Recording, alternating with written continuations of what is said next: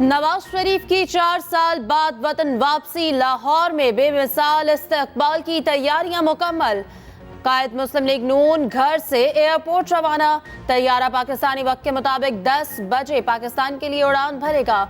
नवाज शरीफ की परवाज 12:30 बजे इस्लामाबाद पहुंचेगी, जहां से 1:30 बजे लाहौर के लिए रवानगी होगी। साबिक वज़ीर आज़म 2:30 बजे के करीब लाहौर आमद मुतवक्के, जहां से उनको हेलीकॉप्टर के जरिए मीनार पाकिस्तान ले जाएगा।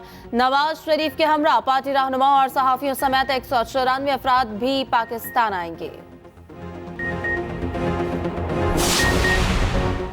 लाहौर नवाज शरीफ के तारीखी इस्तकबाल के लिए तैयार। मीनार पाकिस्तान पर पंडाल सज गया, पार्टी परचमों की बहार। कारकुनों की बड़ी तादाद मौजूद। 80 फीट चौड़ा, 40 फीट बुलंद स्टेज लगाया गया। नवाज शरीफ को लाने वाले हेलीकॉप्टर और मतवालों ने रिहर्सल भी कर ली। पंडाल में मौजूद कारकुनों के लिए कबाली नाइट का भी एहतमाम। सदर नून लीग शहबाज शरीफ और चीफ ऑर्गेनाइजर मरियम नवाज इंतजामात का जायजा लेने पहुंचे। आतिशबाजी भी की गई। मरियम नवाज ने कारकुनों का हौसला बढ़ाया। नवाज शरीफ जिंदाबाद के नारे लगवाए।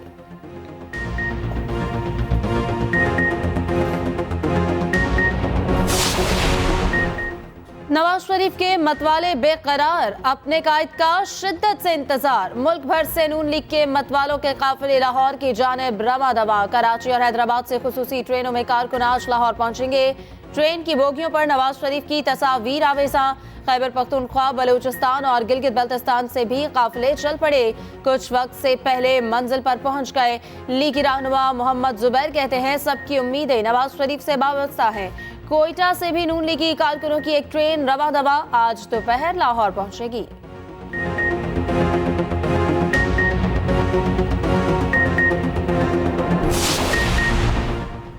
तीन बार के वज़ीर आज़म रहने वाले नवाज शरीफ को कभी अपने ओहदे की मुद्दत पूरी करने का मौका न मिल सका। 2017 में सुप्रीम कोर्ट ने इन्हें ताहयात नाअहल करार दिया। साबिक वज़ीर आज़म उस वक्त मजमूई तौर पर इस्लामाबाद में तोशाखाना, अल अजीजिया, स्टील मिल रेफरेंस और एवनफील्ड रेफरेंस में मतलूब थे।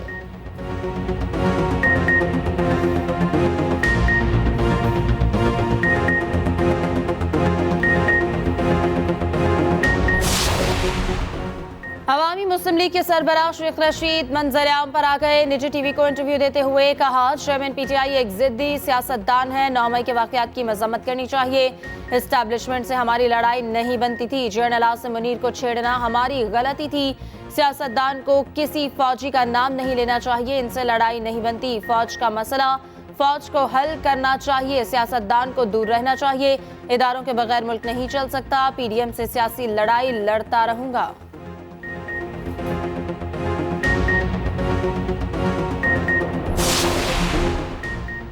अकाउंट्स में मुबैना मशकूक ट्रांजैक्शंस। एफआईए ने साबिर हमीद उर्फ मिट्टू को तलब कर लिया। साबिर हमीद को पीर को 11 बजे पेश होने की हिदायत की गई। साबिर हमीद के 19 अकाउंट्स में 5.14 बिलियन की ट्रांजैक्शंस की गई। साबिर हमीद को जाती, अहलिया और बच्चों के नाम पर पाकिस्तान और पाकिस्तान से बाहर खरीदी गई गैर मुल्की करेंसी का रिकॉर्ड हमरा लाने की हिदायत। एफआईए की जानिब से जारी मुरासले में कहा गया है कि बैरून मुल्क ऑफशोर कंपनीज का भी रिकॉर्ड फराहम किया जाए। जाती हैसियत में पेश ना होने पर कानूनी कार्रवाई अमल में लाई जाएगी।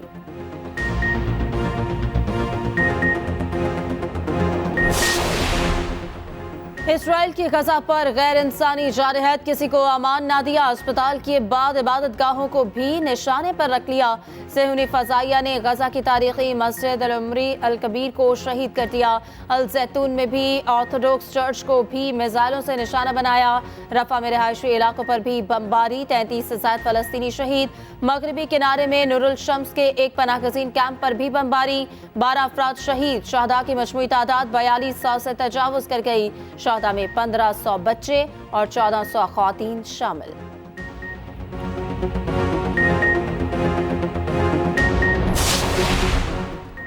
इसराइल ने जुल्म की कई दास्तानें लिख दी। सेहूनी फौज ने मासूम बच्चों को खून के आंसू रुला दिया।